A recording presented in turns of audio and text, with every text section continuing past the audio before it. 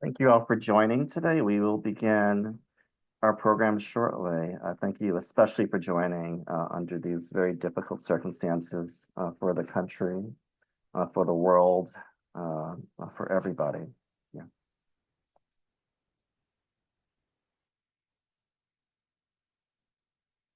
So, let me welcome everyone who's here today. Today we are gathered along with our nation in a national day of mourning for the late President Jimmy Carter, a man who lived a life of service for his country. And we're also here while so many are dealing with the tragedies, such as what's going on or happened, I should say, in New Orleans and the fires in Los Angeles. We are also here demonstrating once again that librarians are lifelong learners and share what we have learned with each other. You may know some of the tips in the course of this hour. It may be part of what you know already, but others will be new to you. I know you will share what you have learned with others. It's what we do. And now we begin our 60 tips. So I will start with my very first tip. And as I say, I'll be giving 15 and then others will follow me. After I give my 15, I will disappear from your view. So keep this the first of the 4 truths in mind. I'm going to repeat this. This is a very important one to me. I, as a librarian, I am somewhat chagrined that I can't cite it. I have searched and searched. I know I read it in an article, and it had to be in one of our professional magazines and journals, but I have been unable to locate it for years. And its opening is a thought-provoking one that all librarians, no matter their type, belong to a larger host system. And then the tip number 1 continues, recognize that all libraries, no matter their type, get all their funds and resources from that larger host system.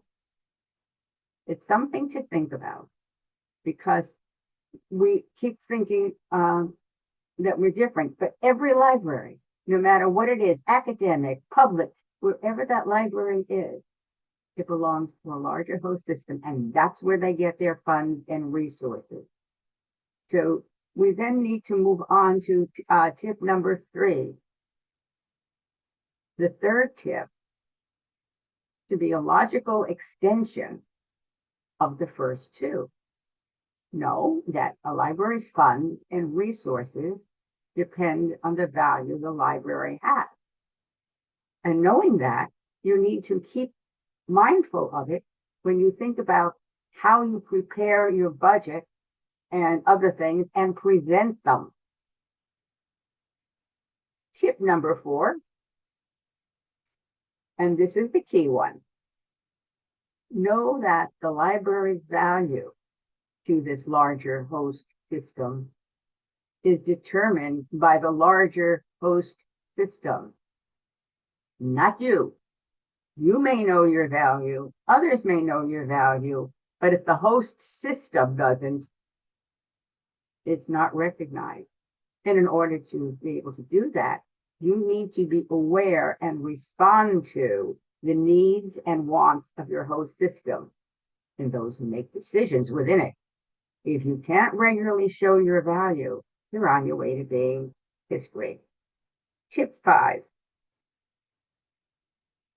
Realize that there are 4 types of power that are at play constantly in our lives.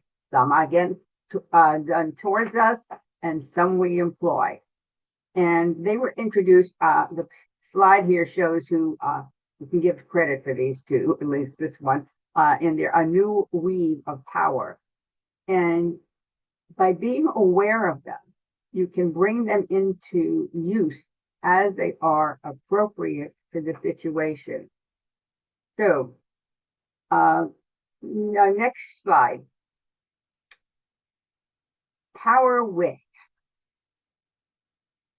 Oh, excuse me, we're missing one. Let me go back. The 4 types of power. Power over. I skipped that. I apologize. Power over is the first, and you know when that one comes into play. It comes to come with a title. Administrator, teacher, parent. You know when somebody is using power over you, and you may be aware of when you're using it, perhaps in an interchange with your student. But when power over is put into play, it can quickly escalate, and that's not one we ever want to use. So next, go to the next slide, and the next tip 6, is be power with. Choose power with, because power with is finding common ground among different interests and building collective strength as much as possible. This is the second power, and it's how we diffuse confrontations. Done well, you can even reduce a conflict with that principle. Tip number 7. This is the third type of power, and we need to be aware of it, and it's happening a lot. This is the unique potential of every person to shape his or her life and world. Sorry about that. Advocacy is tied to this belief. And we have also seen lately with the banning that it's also used against us. But each person you meet has this ability. And in your interactions with them, use the positive aspects of power to help them see this power and hopefully use it to support school librarians as opposed to some of the other uses happening with it. Tip number 8. And this is the one most helpful to remind yourself about. It is power within. And that relies on your self-confidence. It's when you trust yourself, you are better able to utilize power with in a positive way, building the relationships and advocates for the library and its programs. Tip number 9. Ground yourself with these 3 basics to clarify your choices and recognize your accomplishments. This is one I'm sure many of you know, and maybe not the way I would like you to think about it. Your mission statement, which should be posted on your walls so that everyone can see this is what you do. Or keep them in the forefront of your mind, as well as those who come into your library. And you should know your mission by heart. Let's go. So in order to do that, let's go to tip number 10. Nope, sorry, think back there. I'm getting myself confused. Shoot. The mission statement is your why. And what the words, when you create your mission statement, check with some others and pick ones and play with them until you find one that's you. It's your why, it's your perspiration, it is what you do every day. Next, keep it brief. As you then, to only 50 words or less. This allows you to memorize it, and it's what you work at every day and use it for strategic planning, which you need for this tip 10.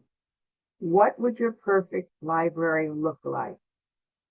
The basics for grounding yourself is creating a vision that inspires you and others. How would it look? How would it feel? Your vision is your aspiration.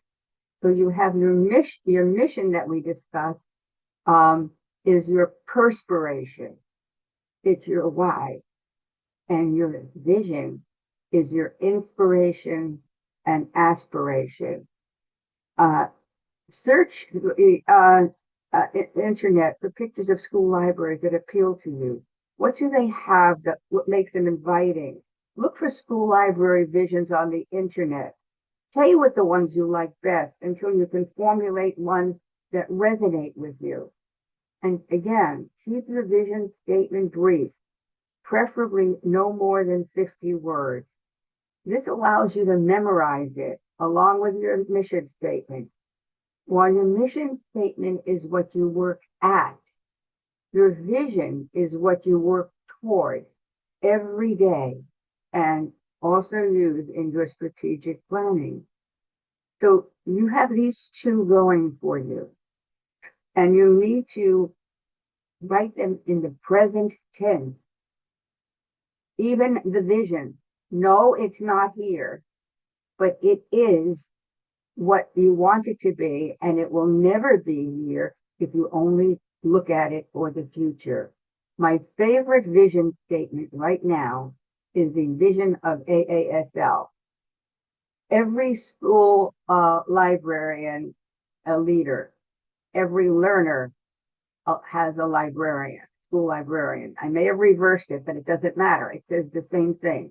Is every school librarian a leader right now? No. Does every learner have a school librarian now? Certainly not. But it's in the present tense. So think how it would feel. Your vision again is your aspiration. Tip number 11, and this is the third, your core values. This also grounds you. They're your heart and soul, your moral compass. They define who you are as a person and as a librarian. You can picture your core values as a lighthouse that guides you in a storm. Two of my core values are, it's my job to ensure all learners feel welcome and safe in the library. And there is a right book for every person. And when they find it, they become lifelong readers. The library keeps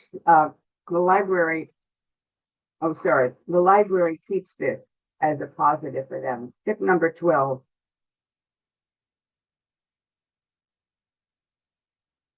In order for this to work, you need to build relationships with others. So you begin by showing that you connect, that you care. And you can tune into what they talk about. I got one teacher to start being more pro-library in a way by knowing that she likes to fish and getting articles to her on fishing, a magazine. Maybe I see something, I get it to her. Talk to them, find out what they want. And as I did with this teacher, you follow through curating articles to meet them. And you demonstrate empathy. So you need to, let's go to the next slide. I was right. So these are the ways you keep it going. And then there is project management, which I use for two major library renovation projects. When you tackle a huge job, you're back to how do you eat an elephant? Let's go to the next slide. I hope I'm right. Nope. Back one. Back one. And I apologize. It's me. I was very late in getting this organized. Again, you telescope by seeing what is going to happen by the end, which is scary. So what you do is you eat the elephant one bite at a time. You go down to microscoping by focusing on just the first few steps you need to go forward. And then, before you get too narrow-minded on it, you periscope just to see what's coming up next, to see if there's something you need to do in order to be ready for it. Next slide. So make a habit of these. You curate to create a context for comprehension, for them to understand things. You court your principles, and you create community connections. And this will keep you connected to your community and your community connected to you. One more. And this, of course, is about reflection. Make it a point of taking the time, exhausted as you are, at the end of the year, to look at where your successes are. To help you with this, I recommend, and I keep close to me at all times, a notebook. You can do it online. I'm old-fashioned, where I list daily successes that happen, the little things as well as the big things, to realize what went well. And that gives me a chance to look at also what didn't go well and where it can be changed and what needs to be my major goals for the next year and what kind of planning will I need to do to accomplish it, which all feeds back to my mission statement and my vision statement. And I will pass the torch on to our next panelist. Oh, and I should say, if you read my book, you'll find more about it. Thank you, Hilda. I'll be picking up from here, and Hilda's start is actually a really great foundation for the things that I'm going to be sharing. My name is Maegan Coffin Heindel. I'm one of the 3 authors of Prepared Libraries, Empowered Teams, a workbook for navigating intellectual freedom challenges together. I'll be kicking off the first third of a section of tips related to our book, and then I'll be handing it off to my co-authors, Val Edwards and Becky Calzada. Starting with tip number 16, it's really crucial to know your policies and procedures of your organization for handling not only a reconsideration or a challenge, but also your selection policy. Even if you feel like your current policies are not as strong as you would like them to be, it's really, really essential that you and your colleagues know what they are, because it's what you're going to have to live out right now. When you are in, still in 16, when you are in a scenario where there might be a tense conversation, policy can act as a neutral third point that you can direct the conversation to, so it can be a little less personal. Again, I just want to hammer home that it's not just your reconsideration policy that you need to know. Strong challenge readiness begins when you know and apply your selection policy from the very start of the process, when you're making your lists of books to order, so that if you have a question about a book that's on your shelves, you know why that book is there and you can respond more easily to inquiries. Number 17 is related. Update and review your policies and procedures regularly. If you are able to, put it on your calendar to regularly update your policy for any weaknesses or gaps that might make handling a challenge more difficult. I say if you can, because you may not be in a position in your organization. You probably have a governing board who's going to actually manage and oversee this process. You may be able to give input. You may not be able to actually own this process. But keep an eye out for opportunities for those updates to happen. And in the meantime, tap similar libraries that have successfully navigated challenges. Go to the Office of Intellectual Freedom, we'll give their contact info later, for some policy language ideas, so that when you have an opportunity to do an update, you have concrete ideas for what to offer for improvements. And also update your policy procedures and guidelines regularly. Those often have more flexibility for departmental updates.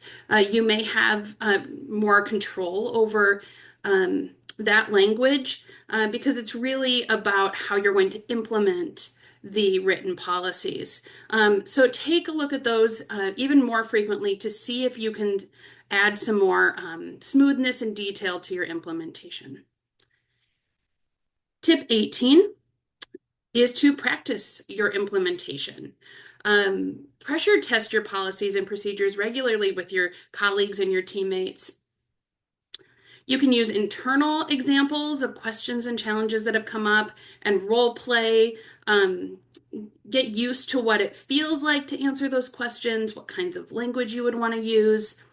You can also use scenarios from the news that you've heard and take your policies and procedures and apply it to that scenario. And ask yourselves questions like, does everyone know who would need to be contacted in this scenario? How would the flow of information and communication go? What would happen if a news outlet contacted the district about this challenge? Who would be responsible for what? Taking that time to be ready can really help with the big feelings of facing a challenge in the moment, and it also can help you, again, pressure test those policies to find those gaps and weaknesses. Number 19 is be attuned to trends so that you can be prepared. There's more and more information out there, statistics and stories about what is happening around the world. Make sure you're keeping up with professional news, blogs, your local news, and what's happening in organizations, libraries, and districts surrounding you, but also regionally and nationally. Because some of those things that may be currently in another part of the country or even another part of the world may begin to be approaches and tactics that organizations looking to challenge books might start using in your area. It's really important to just be aware of those. And then taking a look at the trends that are coming up in those challenges and approaches. And finally, number 20, build internal relationships. So strengthen your bonds within your immediate team, if you have a team, so that you have a support system ready for tough times. You know you can lean on each other, you have good passive communication. But also get to know your organization's administrators, your communications department, board members, all those kinds of people in adjacent or leadership positions. Make sure that they know who you are and you know who they are, so that they think of you when a situation arises and you already have an existing relationship and pathway of communication when a challenge comes up. Now I'm going to hand it off to my co-author, Val Edwards. Thanks, Megan. We're on tip 21, building organizational relationships outside of your team. So in addition to making sure that you're well connected and aware of what's happening and how people are thinking about your organization internally, keeping an eye out for building understanding and having organizational relationships beyond the library is going to be very important in terms of having that community support. That is a fantastic thing to have all the time. It's especially fantastic when you're under stress. So looking for natural partners, community booksellers, other library types, civic organizations. One that maybe you wouldn't think of are nonprofits. In Madison, we have a literacy network that focuses on adult literacy. Their clientele are some of our most underserved population. And so a great way to build partnerships. So make sure they're aware of services you provide and how you can partner. The more transparent and the more you build these relationships, the more they're going to be able to come to your aid and provide support in times of need. Looking at tip 22. Build patron and community relationships. So this is slightly different, really thinking about what your entry points are for being visible, not just the mission of your organization, but you as someone that can be connected with, someone who engenders trust in people in the community. So oftentimes there'll be people from a public library in particular, excuse me, who might be regular attendees at Rotary Club and invited to speak in different organizations like that. Those are all fantastic opportunities to take advantage of. And having a presence at things like community markets really lends opportunities to have those informal relationships that go a long way to having people in your community who've had positive experiences associated with the library that want them to lend support and build their interest in what's happening in your institution. On number 23, we're going to look at communicating with stakeholders transparently and proactively.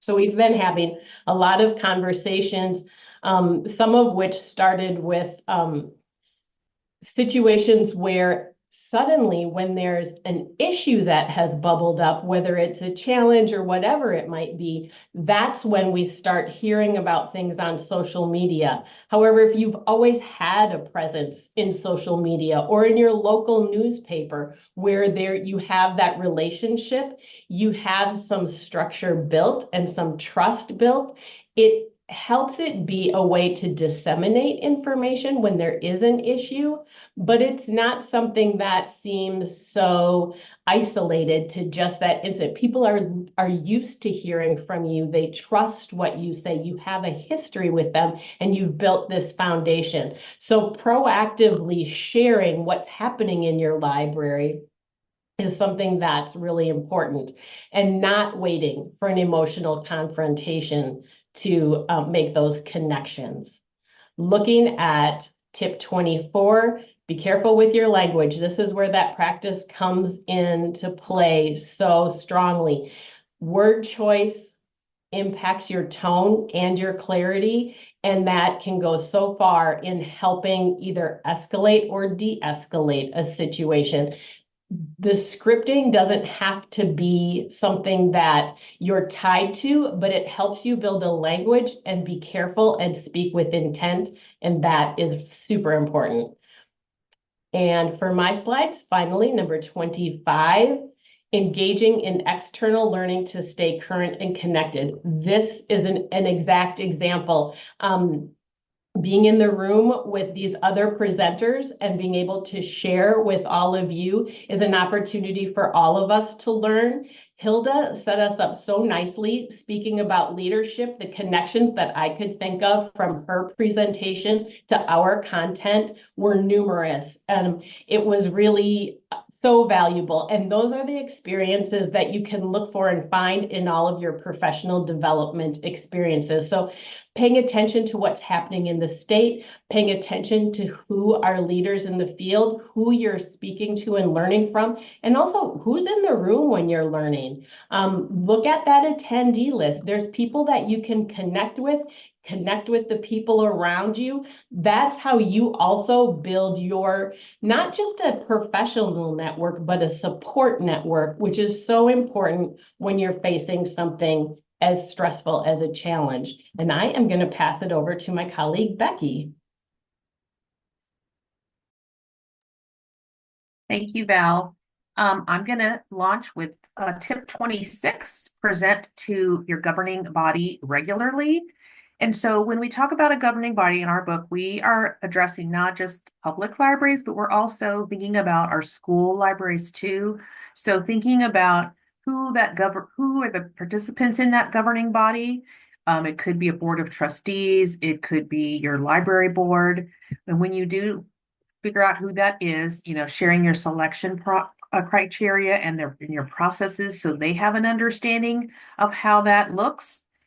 Keeping them informed about any inquiries so that they are aware of what's on the horizon or what's come to your attention, whether it's an informal consideration or a formal reconsideration, sharing with them what's been happening and the actions that were taken, keep them informed, and also helps to build a relationship so that they know what's happening.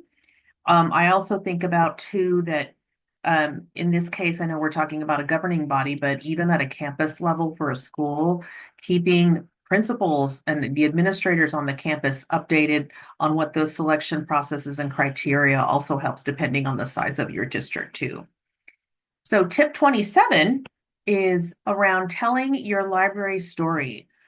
Collecting the testimonials and sharing them is so critical. It helps us, my predecessors said, telling the library story helps to build understanding about what's happening in your space. We are not a single story. Every library is not just about intellectual freedom or book challenges. There are some really amazing things happening. So when you share that news, the impacts of the work that you're doing, it of course, provides a window into what's happening. I also think, too, it's an example of telling the story is also a good way to proactively address maybe some of the questions that keep coming up. I think early on, I remember hearing we don't know how they select books. That's an opportunity when a question comes up over and over again to share, this is how we select a book. Maybe there's an infographic you can share, but that's part of your library story because that's the work that you do. Tip 28 centers around psychological safety and creating that culture that provides that. This, addressing book challenges is really tough work. In a typical situation, people are going to come and ask questions and seek to try to solve a problem together.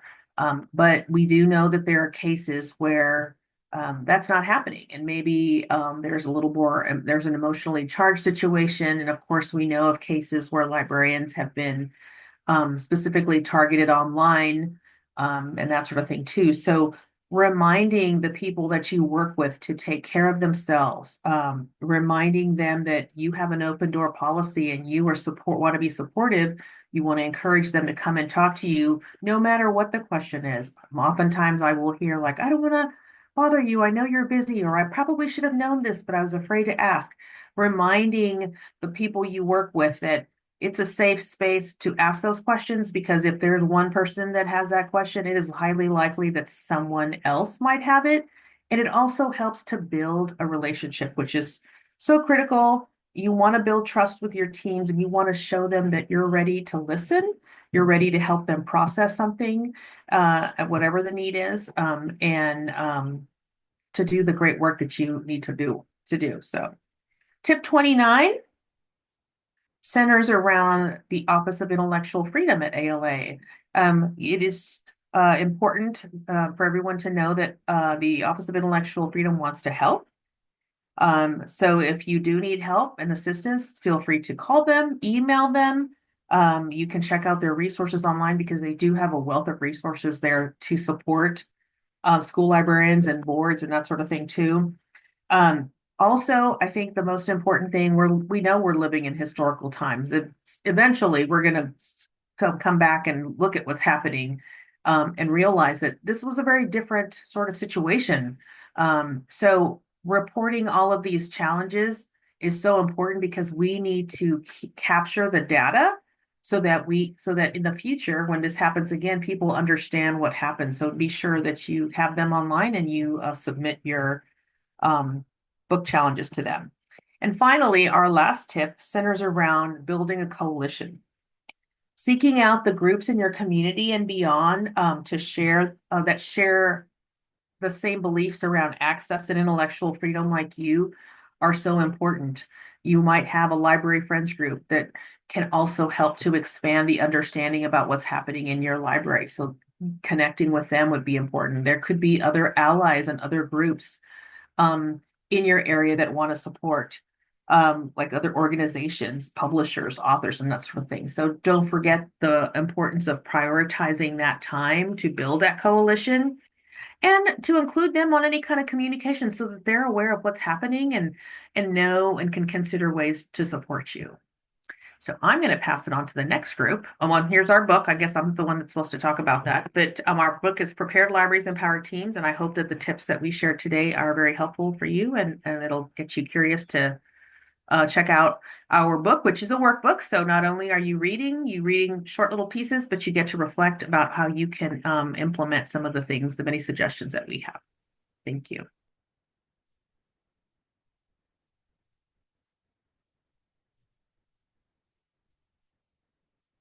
Hello, I'm Betsy Diamant-Cohen, a children's librarian with a doctorate and the creator of the Mother Goose on the Loose Early Literacy Program.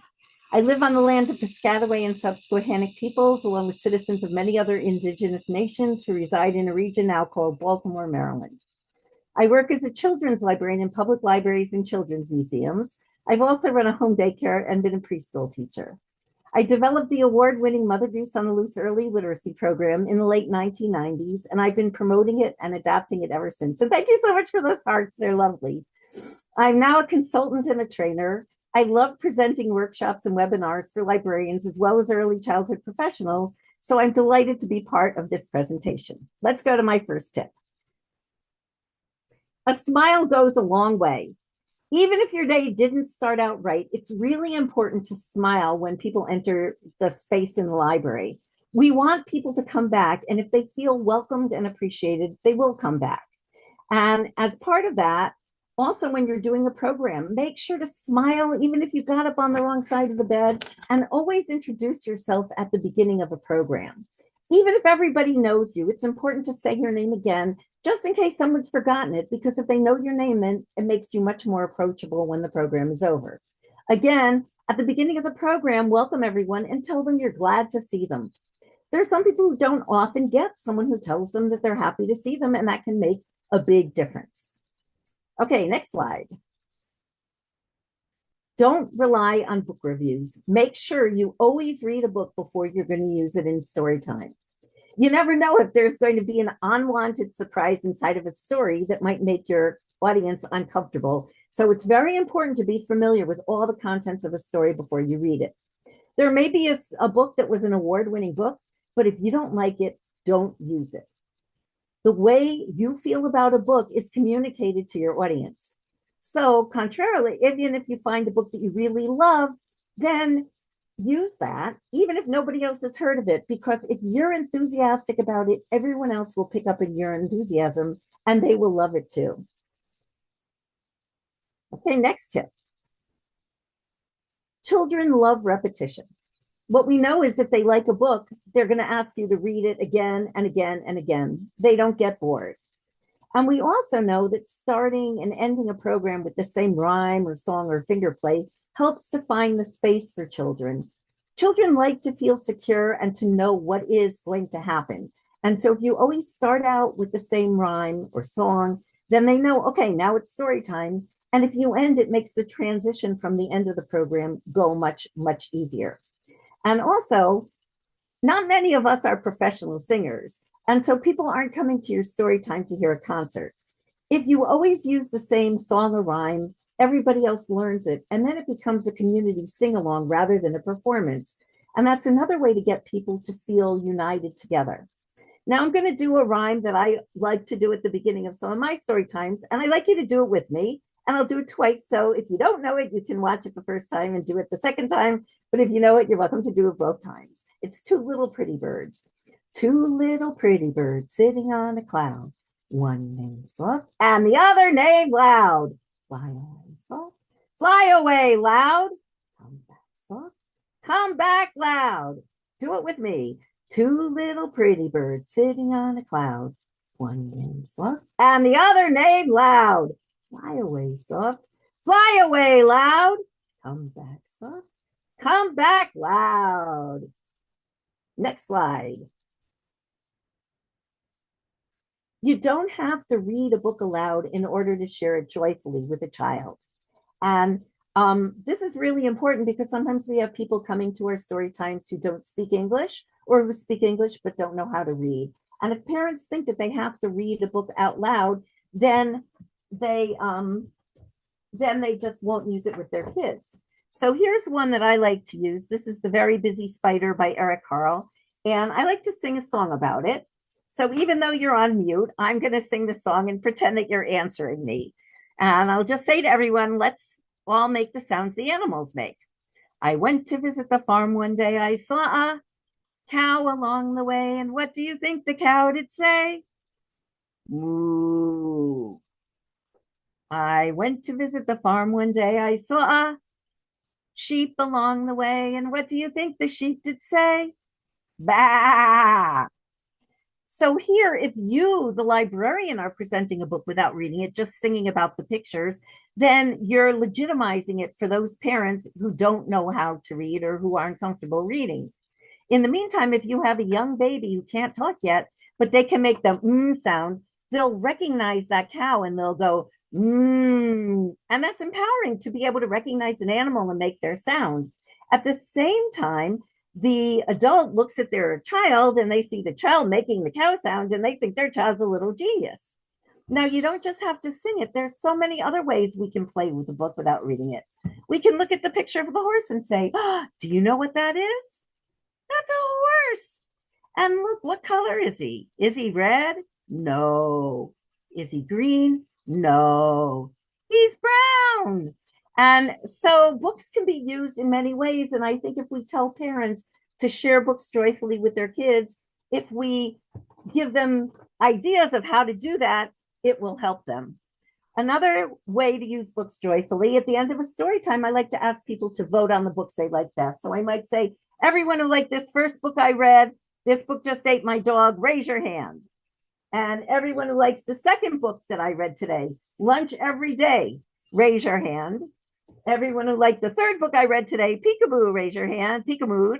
And everyone who liked every single book I read today, raise both hands and go, woo, woo, woo, woo, woo. And even if someone came in late, even if they didn't like the book, it's so much fun to go, woo, woo, woo, woo, woo, that everybody does it. And then they end up leaving the story time feeling, wow, that was really fun. I liked all those books. And again, they'll come back. But also by reminding the parents of the book at the end of the story time, will hopefully encourage conversations between the adult and the child afterwards. Now, Becky spoke, next slide, please, about keeping track of stories. If someone comes up to you after a program and says, that was really great, I love story time, tell them, hold on a second, is it okay if I record you? Pull out your phone and ask them to repeat what they said and maybe expand on it a little bit. It's best to get it immediately when the sentiments are being expressed, rather than waiting and calling someone up and saying, can you please give me a quote about such and such? These on-the-cuff compliments are really great if you send them to your HR department or you put them in your monthly report. Because sometimes people need to justify the funding for your programs. And if you have unsolicited visitor comments praising what's going on, that can go a long way. Also, if you're just doing marketing, sometimes that can be wonderful too. But then you have to remember to ask them to sign a permission form that you can use what they said. Okay, next slide. Librarians love sharing with each other. I had a library school professor who told me that she said a lot of academics write in journals read by other academics, but I'm challenging you library school students to write articles for other librarians about what you're doing. And I decided to rise to the challenge. And since I belong to ALS for children's librarians, ALA for librarians in general, and PLA for public librarians, I've gotten Children in Libraries, which is the ALS magazine, American Libraries, which is for ALA, and Public Libraries, which is for PLA. And I've written articles for all of them. It's really not hard. You can just go online and check to see where to send your manuscript. Librarians love sharing ideas. And I know I learned so much from other people when I hear about new programs they're doing, about new ideas that they're tossing around, or even about useful research findings and successful community events that have been going on. So if you're at all inclined to write, then feel free to write an article for one of the local library magazines. Okay, next slide. All children need to learn the word stop. And if you wait until you're doing something dangerous and you call out stop in a panicked tone of voice, the children might giggle and keep going on. But if you train them to stop when they hear the word stop, then you'll get the appropriate response in an emergency. So in my story times, I like to play freeze games. I ask everybody to stand up and I have a drum or I just talk and I ask them all to walk around in a circle. We use movement words such as walk or leap or run, and then they all stop and freeze. But since we're all sitting down and I want this to be participatory, we're going to use lean. Okay, so I want you to all follow the directions. And we lean, and we lean, and we lean, and we stop. And we lean, and we lean, and we lean, and we stop. And we lean, and we lean, and we lean, and we stop. And we all turn around. Woo! And then following that, you give a developmental to the tip to the parents, explaining that all children need to learn the word stop. And if you play freeze games with them at home as well as at the library, they will learn to respond when you say the word stop. So in a situation where you really need them to freeze, they'll be able to do it. Next slide. This is the banana rhyme. Let's do it together. Just join me. First, we pick bananas, pick bananas. Then we peel bananas, peel bananas. Then we bite bananas, bite bananas. So we chew bananas. It's all stuck in my throat, so I can't talk right. Then we swallow bananas, swallow bananas. Then we go bananas, go bananas.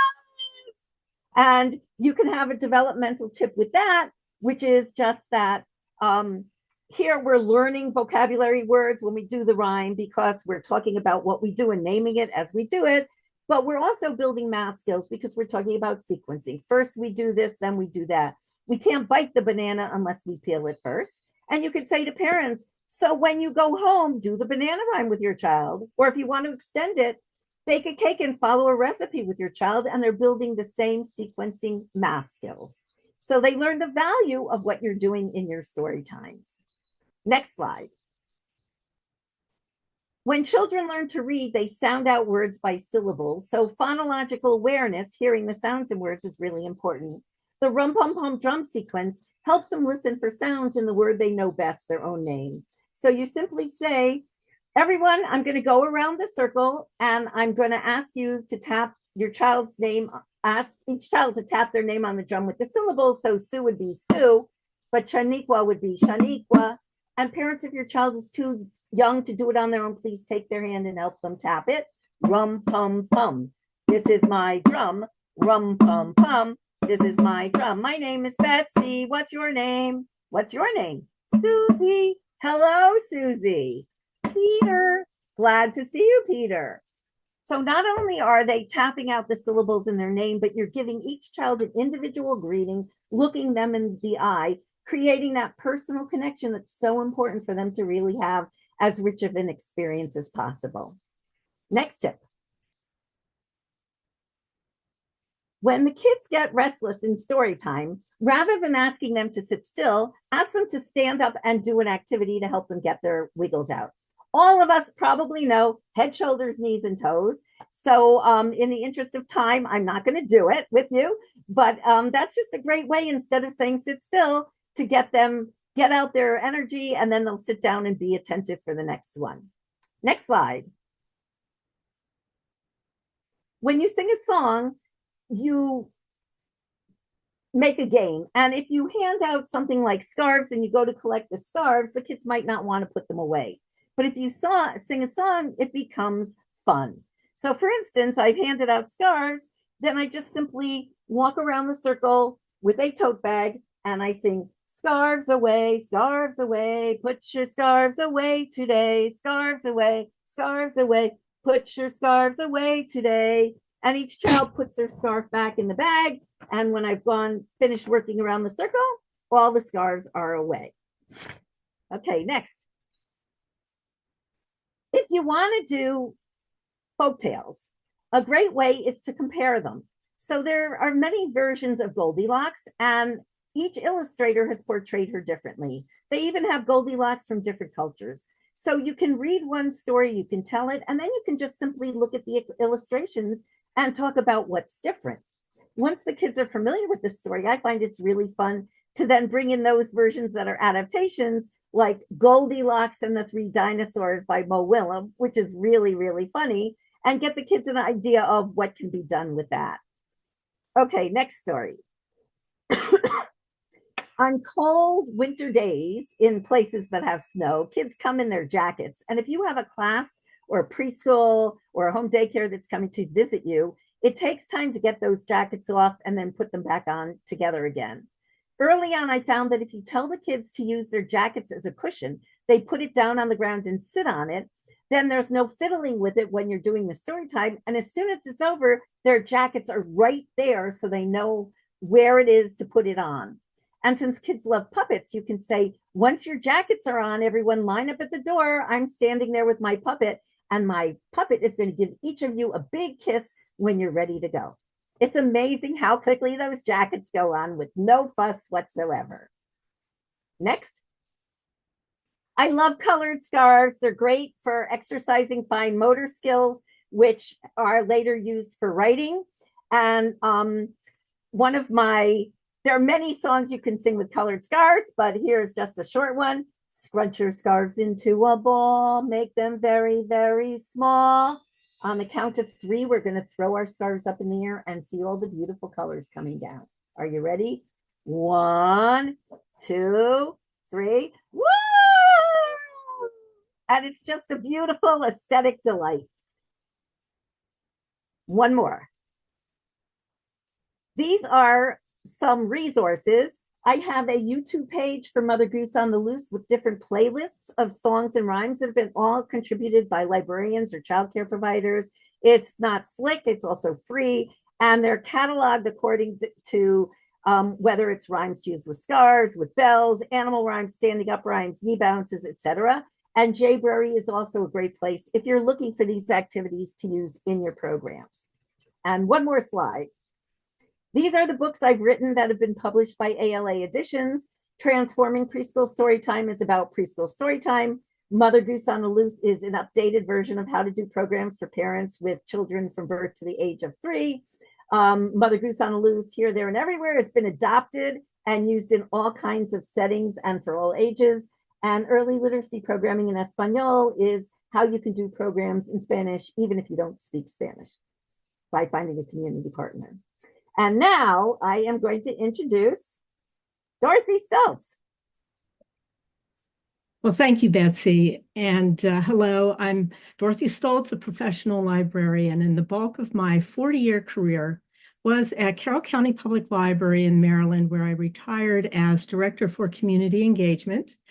I started in libraries in Pennsylvania, where I grew up, but I also worked for the Queens Library in New York City for 5 years. I've written 7 books, 6 of them for ALA Editions, and today we'll be featuring the book Inspired Thinking. My partner is a retired Baltimore school teacher of English as a second language, and I observed her drawing forth her students' ability to learn not only English, but also to tap dignity, adaptability, and growth. She helped her students enrich their lives beyond reading and writing English. This story demonstrates our first tip on inspired thinking, which is number 46, combine inspired thinking and regular thinking. Inspired thinking starts with the threads of big ideas like helpfulness, fortitude, dignity, and joy. Regular thinking is ruling out what doesn't work in order to find what does work. The goal is to weave these 2 ways of thinking together into the tapestry of life's activities to harness the benefits of both.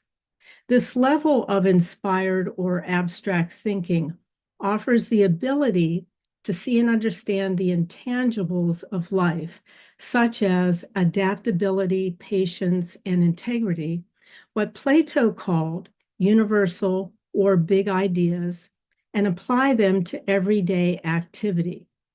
The next tip is 47, embracing optimism, curiosity, and humor. This cartoon of classical musicians asking their friend to come out and play is not the kind of humor that cuts someone down, but that lifts everyone up. These concepts are essential for cultivating and expanding inspired thinking. Tip 48, by unlearning, we make way for new learning and skill development, such as examining problems as opportunities instead of threats. How many of you have heard of the Greek philosopher Heraclitus? One of his sayings relates to this idea of unlearning.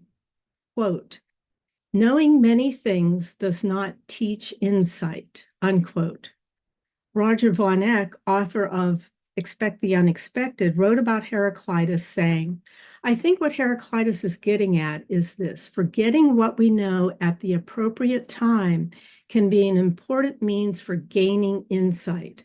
Without the ability to forget, our minds remain cluttered with ready-made answers, and we're not motivated to ask the questions that lead our thinking to new ideas." Tip 49.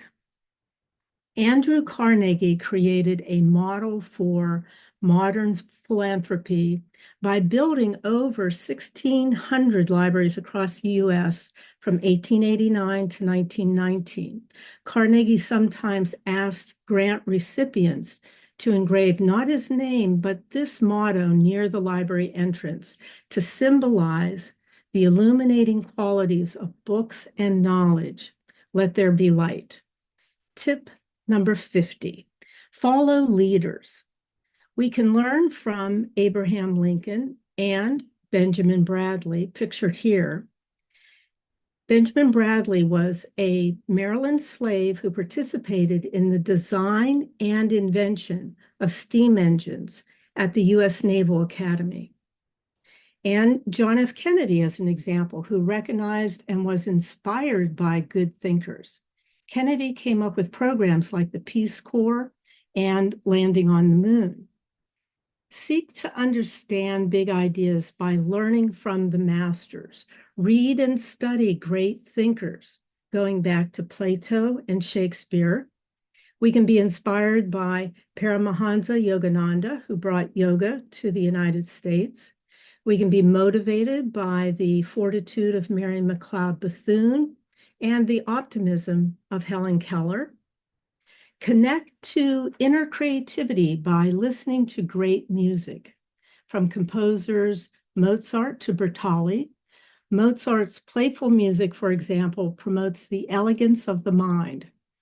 We can connect to creativity through conductor Myung-Whun Chung, musician Yo-Yo Ma, along with the beloved children's author and songwriter Sandra Boynton.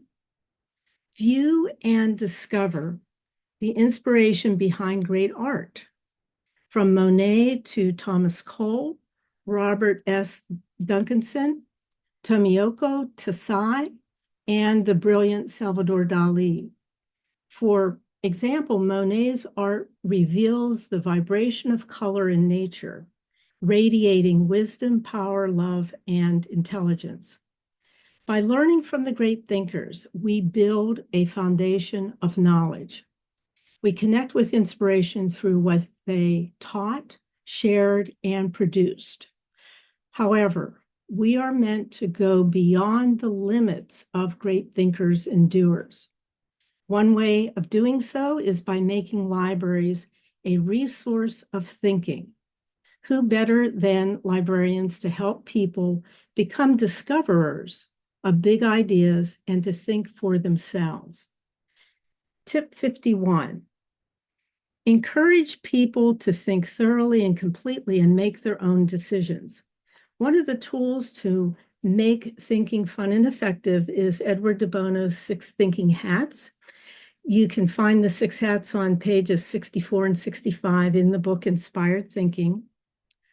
Tip 52, let's celebrate success in our libraries, our communities, and in life. Daily celebration of successes, no matter how small, help to sustain momentum toward not only tapping big ideas, but also expressing and acting on them. Celebration is at the heart of fulfilling the potential of inspired thinking. Tip 53, make great things possible by expanding the atmosphere of open-mindedness with an organizational can-do attitude. What is an open mind? To start with, an open mind is better than a closed mind. An open mind helps expand human thought and understanding. It prompts us to pursue a higher perspective to enrich life using concepts of renewal, patience, gratitude, creativity, and zest. It seeks to reduce ways that, from my viewpoint, sap life: worry, fear, guilt, anger. Tip number 54. The world needs libraries. Technology will not trivialize them, but instead will enable libraries to achieve great things. It's good to remind ourselves that technology, including AI, is only a tool. Technology alone cannot guarantee the exploration of ideas that can lead to profound discoveries. Technology alone cannot help anyone to learn to think for themselves. Tip 55. When we train ourselves and others to recognize and discern useful information, whether it's high-tech, low-tech, or no-tech, we enhance our organization and our communities. Joy and unity, as well as tolerance, mildness, and integrity, may seem to be out of reach, but they are accessible. Heidi Daniel, the executive director at King County Library System in Washington State, said in an interview, quote, "My parents, who did not have formal education, took me to the public library because that's how they thought I learned whatever I needed to learn. It was a place where there was never anything out of reach and everything was within possibility. The library promoted the joy of learning as a keynote for life." And it's just such a fabulous quote. Tip 56. Big ideas are within reach, within each of us, such as harmony and forgiveness. In discovering these life forces individually, we discover their power within humanity. Booker T. Washington and Andrew Carnegie, both staunch book lovers, came together around the purpose of libraries, education, and entrepreneurship. Their respect for one another grew into a successful collaboration. Tip 57. Use discernment to help avoid knee-jerk decision-making and expand the realm of problem-solving and possibilities. I had the opportunity in 2023 to visit the Emily Dickinson Museum. Her poem about hope connects us to limitless possibilities in life. And the first stanza reads, as I'm sure you're aware, "Hope is the thing with feathers that perches in the soul and sings the tune without the words and never stops at all." Tip 58. Goodwill is the life force that unites humanity. I had the opportunity to also visit the Robert Frost Place on my New England trip. Standing in his front yard, I took this photo of the amazing White Mountains of New Hampshire. Frost's poetry demonstrates a gracious simplicity, yet his words reveal depth and richness, often conveying goodwill. Both Dickinson and Frost help us bring forth the capacity to lift our spirits and connect to inner levels of creativity and the big ideas of life. Tip 59. Curiosity is our joyful call to action to expand our awareness in order to become more effective. A white leucistic raven was spotted in Anchorage, Alaska, a year ago. My sister, who lives in Anchorage, began sharing about this rare, beautiful bird. It quickly became a celebrity, attracting observers and appreciators from near and far, and I became quite curious about the white raven. Eventually, my sister nudged me to write a poem, and it goes like this. "Nevermore, nevermore, love you, Master Poe, forevermore." Distinctly, my sister remembers Anchorage hereafter. Trouble passed over her town on hearing the white raven's laughter. "Though scruffy and unshaven, thou," she said, "art surely no craven." Perched upon a branch of spruce, the white raven calls not nevermore, but a song of joy. So this wonderful photo was taken by Vincent Nusanganaya from Alaska. So tip 60. The library is an organization of bits and pieces, books, learning activities, staff expertise, and other excellent resources. The idea is to go beyond thinking about individual pieces and tap the strength of the whole.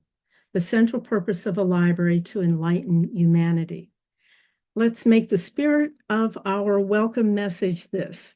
The library is an open invitation to learning, discovery, and inspiration. Next slide. So here are 4 of my resources available at the ALA online store, including Inspired Thinking. And we'd like to thank you for taking in 60 tips for school and youth services in just about 60 minutes. And I'll turn this back to Ramon. Thank you all for coming. We will now have a short Q&A. I ask that all the authors turn their cameras on and their audio on as well, so that we may begin. Please drop your questions in the Q&A function if you have any remaining questions.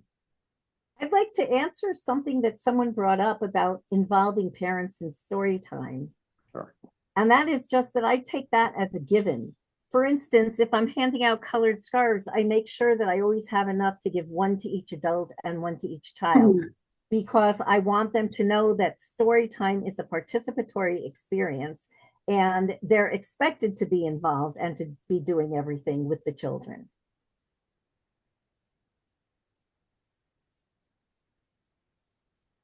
Great.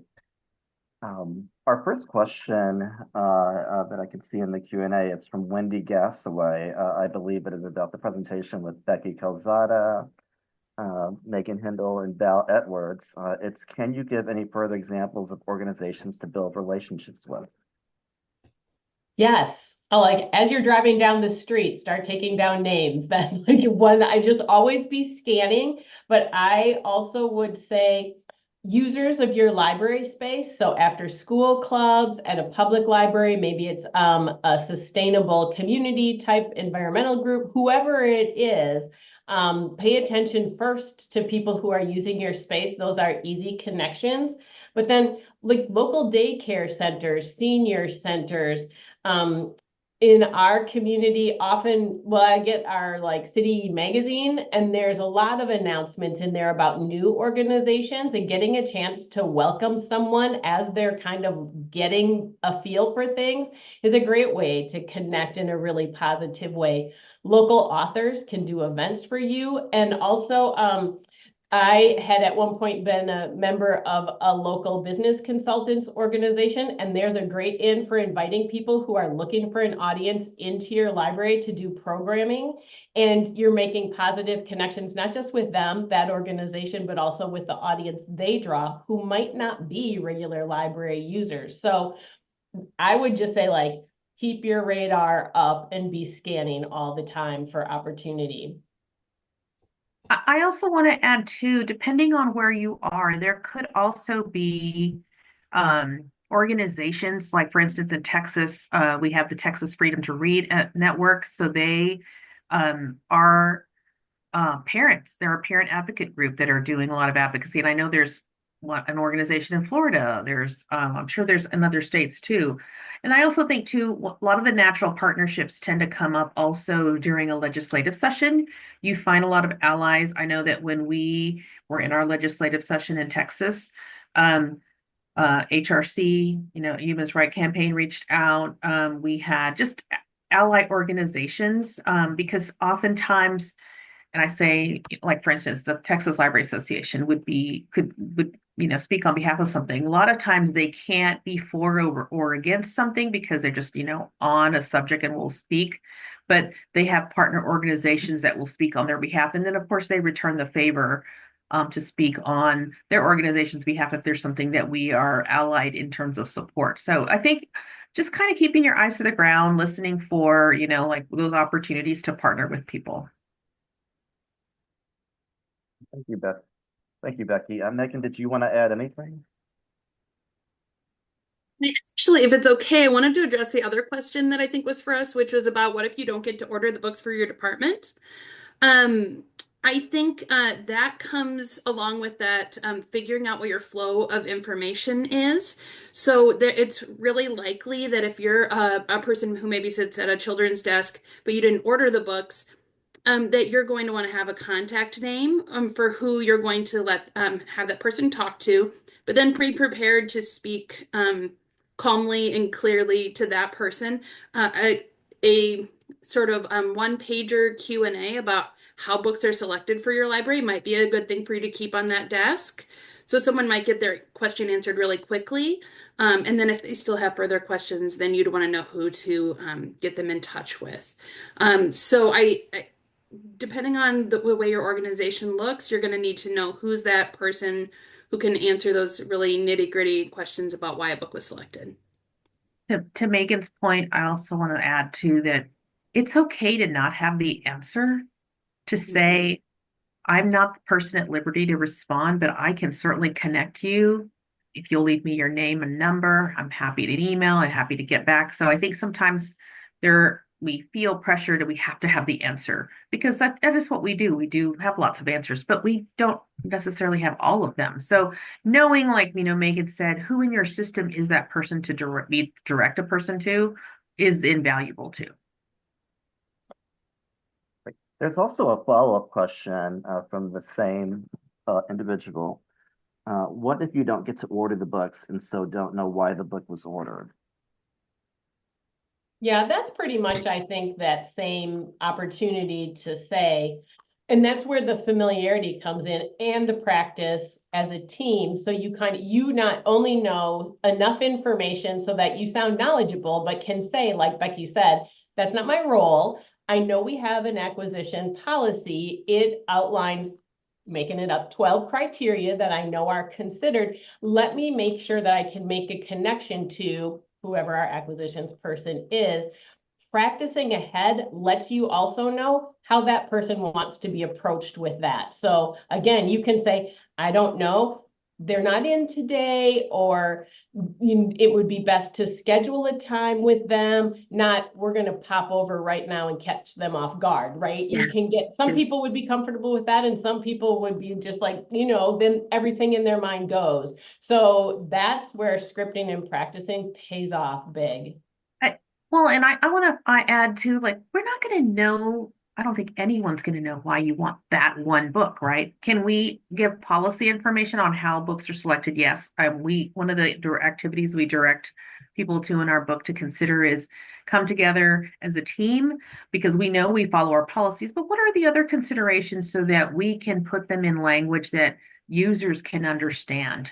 And it's something that we write out and review as a group, but then also can quickly hand out to whoever's asking the question, because then we're all saying the same message. I tell people, like, I don't want to hope that my people know what to say. I want to know that not just my people, my librarians, but like principals know what to say, coordinators, other directors, and superintendents.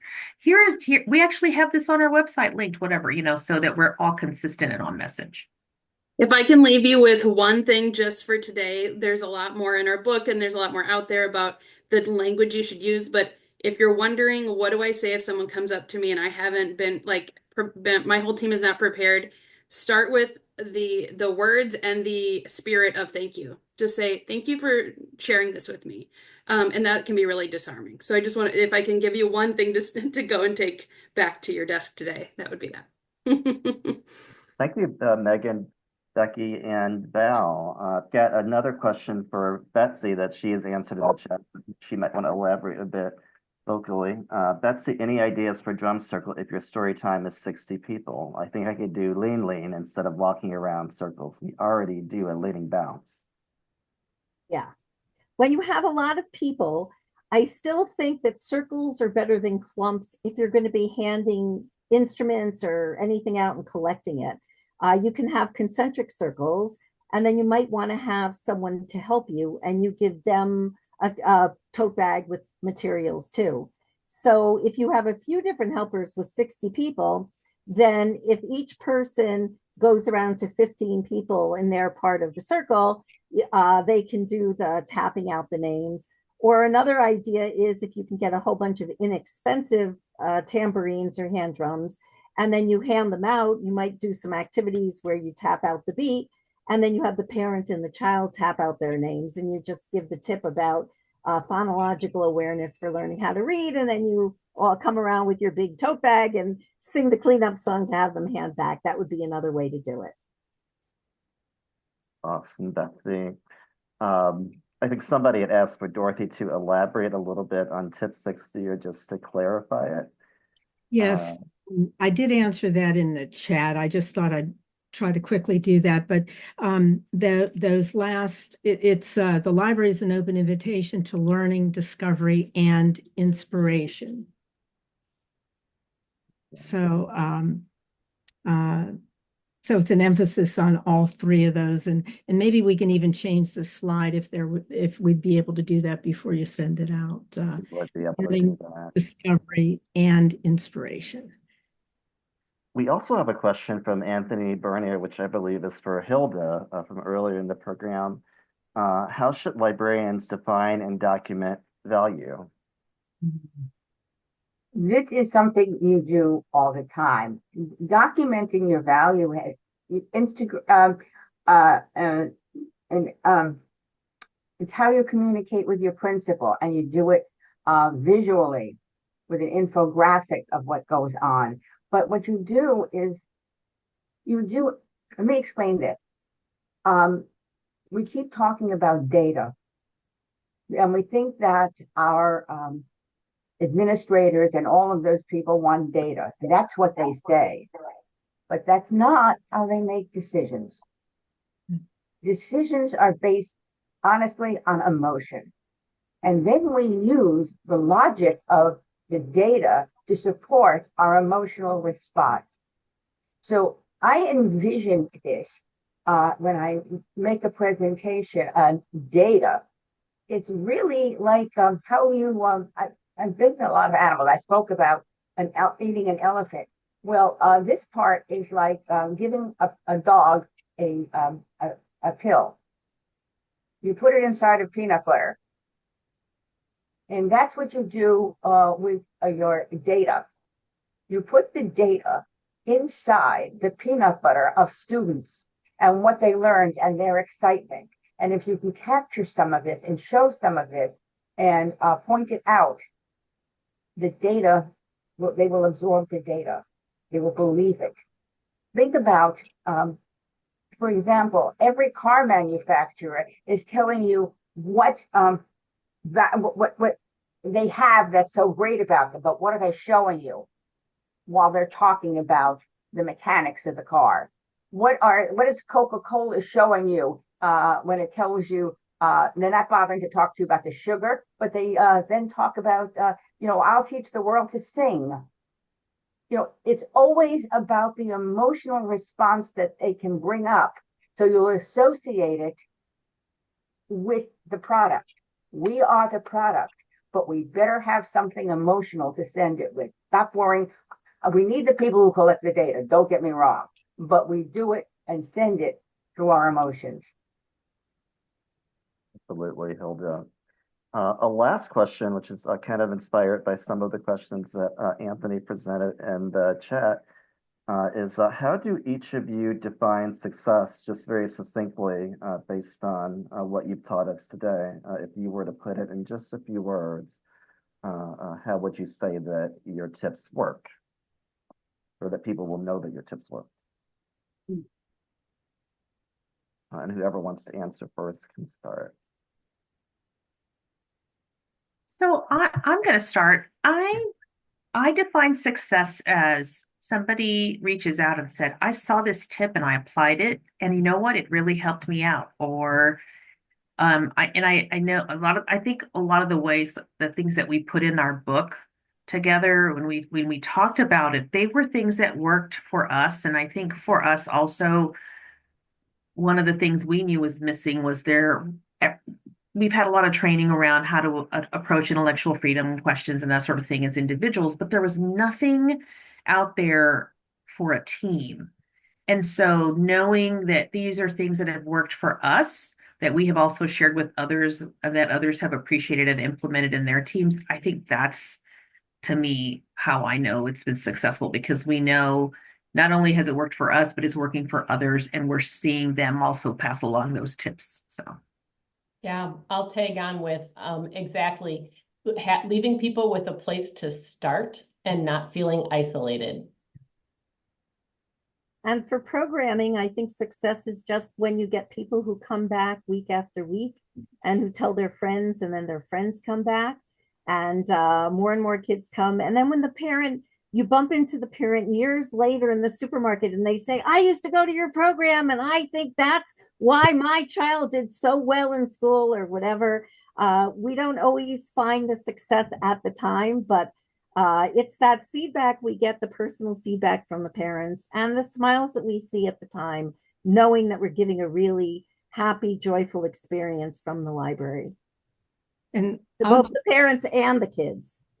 And I'll answer by saying that I think in, say, a tough meeting or interaction with a library user or community partner, my tips have come into play where I'm in the midst of some challenge or conversation or what have you, and I'm able to pull out this idea of goodwill or being more patient, or saying, okay, in this conversation here, how can I bring in harmony to the situation? Or what question can I ask to try to help bring out the best in others sitting around the table, or the person that I'm interacting with and trying to help? I will add this. It's a small thing. It's hard to sometimes do, but it goes right on top of something Dorothy just said. It's basically my own personal life mission, which is I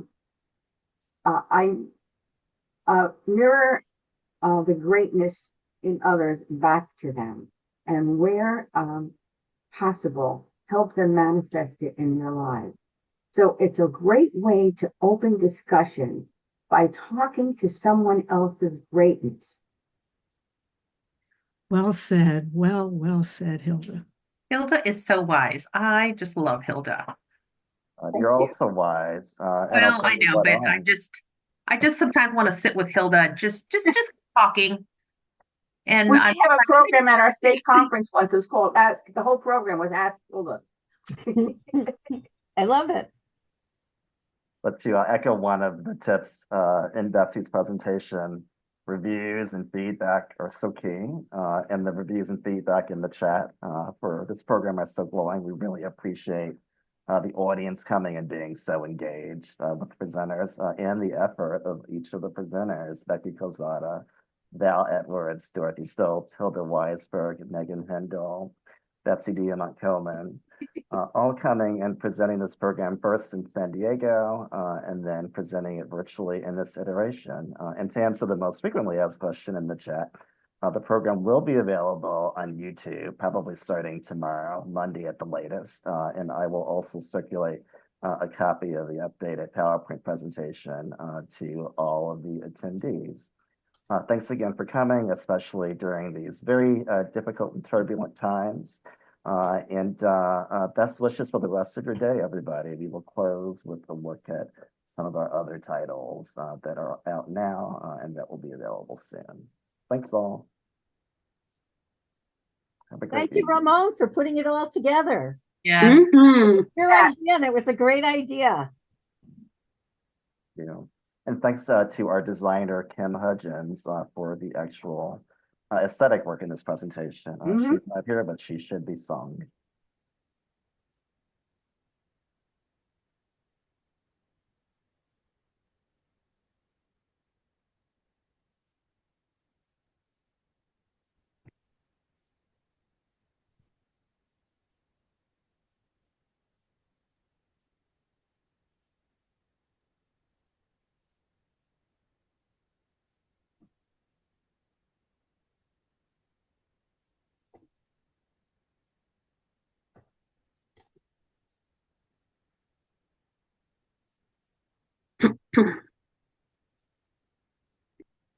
It was really fun working with you guys. This was a really fun presentation.